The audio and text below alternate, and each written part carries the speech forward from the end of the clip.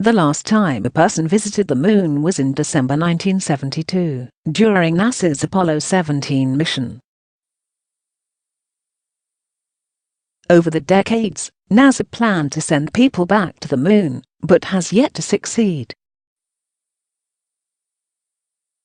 Astronauts often say the biggest reasons why humans haven't returned to the lunar surface are budgetary and political hurdles, not scientific or technical challenges. Private companies like Blue Origin or SpaceX may be the first entities to return people to the Moon. Landing 12 people on the Moon remains one of NASA's greatest achievements, if not the greatest. Astronauts collected rocks, took photos, performed experiments, planted some flags, and then came home. But those week-long stays during the Apollo program didn't establish lasting human presence on the Moon. More than 45 years after the most recent crewed moon landing, Apollo 17 in December 1972, there are plenty of reasons to return people to Earth's giant, dusty satellite and stay there. Researchers and entrepreneurs think a crewed base on the Moon could evolve into a fuel depot for deep space missions, lead to the creation of unprecedented space telescopes, make it easier to live on Mars, and solve long-standing scientific mysteries about Earth and the Moon's creation. A lunar base could even become a thriving off-world economy, perhaps one built around lunar space tourism. A permanent human research station on the Moon is the next logical step. It's only 3 days away. We can afford to get it wrong and not kill everybody, former astronaut Chris Hadfield recently told Business Insider. And we have a whole bunch of stuff we have to invent and then test in order to learn before we can go deeper out. Close quote. But many astronauts and other experts suggest the biggest impediments to crewed moon missions over the last 4+ decades have been banal if not depressing. It's really expensive to get to the Moon, but not that expensive. A tried and true hurdle for any spaceflight program, especially for missions that involve people, is the steep cost. A law signed in March 2017 by President Donald Trump gives NASA an annual budget of about $19.5 billion, and it may rise to $19.9 billion in 2019. Either amount sounds like a windfall until you consider that the total gets split among all of the agency's divisions and ambitious projects. The James Webb Space Telescope, the giant rocket project called Space Launch System, and far-flung missions to the Sun, Jupiter, Mars, the asteroid belt, the Kuiper belt, and the edge of the solar system.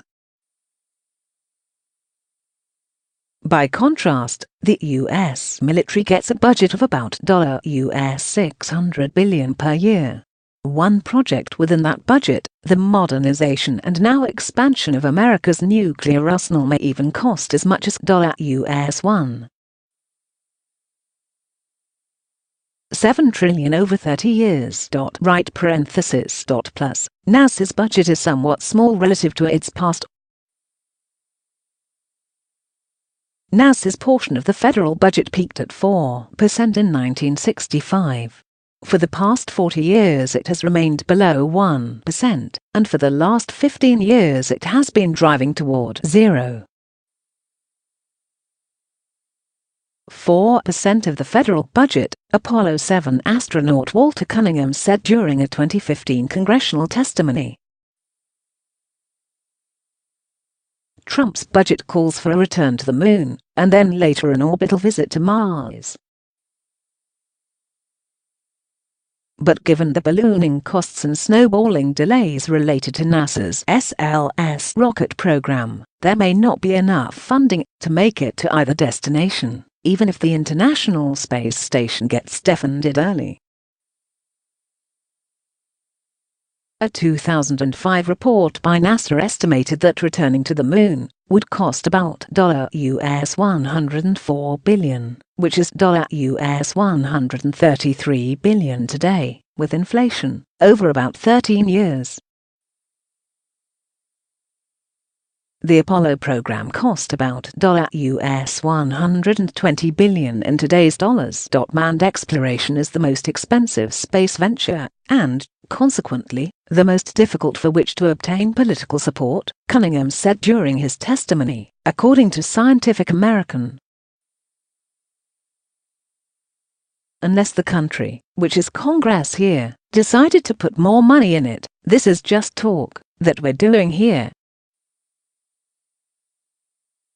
Close quote. Referring to Mars missions and a return to the Moon, Cunningham added, NASA's budget is way too low to do all the things that we've talked about doing here.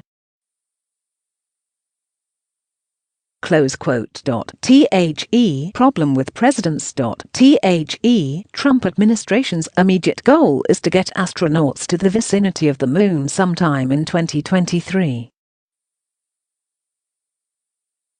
That would be toward the end of what could be Trump's second term, if he is re-elected.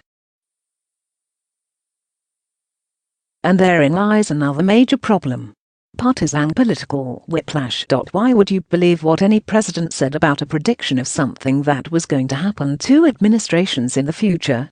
Hadfield said, "That's just talk." Close quote. From the perspective of astronauts, it's about the mission. The process of designing, engineering, and testing a spacecraft that could get to another world easily outlasts a 2-term president. But there's a predictable pattern of incoming presidents and lawmakers scrapping the previous leader's space exploration priorities. I would like the next president to support a budget that allows us to accomplish the mission that we are asked to perform, whatever that mission may be. Astronaut Scott Kelly, who spent a year in space, wrote during a January 2016 Reddit Ask Me Anything session before Trump took office.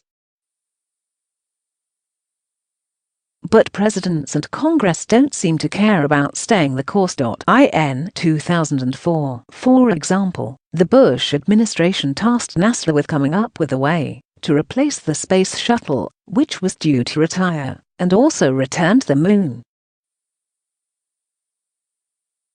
The agency came up with the Constellation program to land astronauts on the Moon, using a rocket called Ares and a spaceship called Orion. NASA spent $9 billion over 5 years designing, building, and testing hardware for that human spaceflight program. Yet after President Barack Obama took office, and the Government Accountability Office released a report about NASA's inability to estimate Constellation's cost, Obama pushed to scrap the program and signed off on the Space Launch System (SLS) rocket instead. Trump hasn't scrapped SLS, but he did change Obama's goal of launching astronauts to an asteroid to Moon and Mars missions. Such frequent changes to NASA's expensive priorities has led to cancellation after cancellation, a loss of about $20 billion, and years of wasted time and momentum. I'm disappointed that they're so slow and trying to do something else, Apollo 8 astronaut Jim Lovell told Business Insider in 2017. I'm not excited about anything in the near future. I just see things as they come. Close quote. Buzz Aldrin said in a 2015 testimony to Congress that he believes the will to return to the Moon must come from Capitol Hill. American leadership is inspiring the world by consistently doing what no other nation is capable of doing. We demonstrated that for a brief time 45 years ago. I do not believe we have done it since, Aldrin wrote in a prepared statement. I believe it begins with a bipartisan congressional and administration commitment to sustained leadership.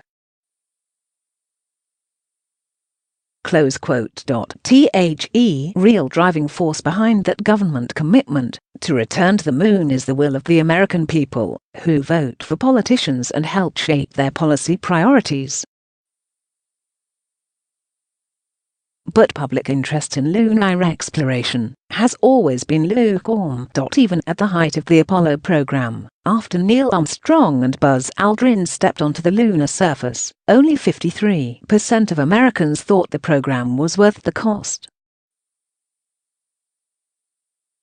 Most of the rest of the time, U.S. approval of Apollo hovered significantly below 50%. Today, 55% of Americans think NASA should make returning to the moon a priority, though only a quarter of those believers think it should be a top priority, according to a Pew Research Center poll released in June. But 44% of people surveyed by the poll think sending astronauts back to the moon shouldn't be done at all. Support for crewed Mars exploration is stronger, with 63% believing it should be a NASA priority, and 91% of people think scanning the skies for killer asteroids is important. The challenge is beyond politics. Political tug-of-war over NASA's mission and budget isn't the only reason people haven't returned to the moon. The moon is also a 4.5 billion-year-old death trap for humans, and must not be trifled with or underestimated. Its surface is littered with craters and boulders that threaten safe landings. Leading up to the first moon landing in 1969, the U.S. government spent what would be billions in today's dollars to develop, launch, and deliver satellites to the moon to map its surface and help mission planners scout for possible Apollo landing sites. But a bigger worry is what eons of meteorite impacts has created. Regolith, also called moon dust.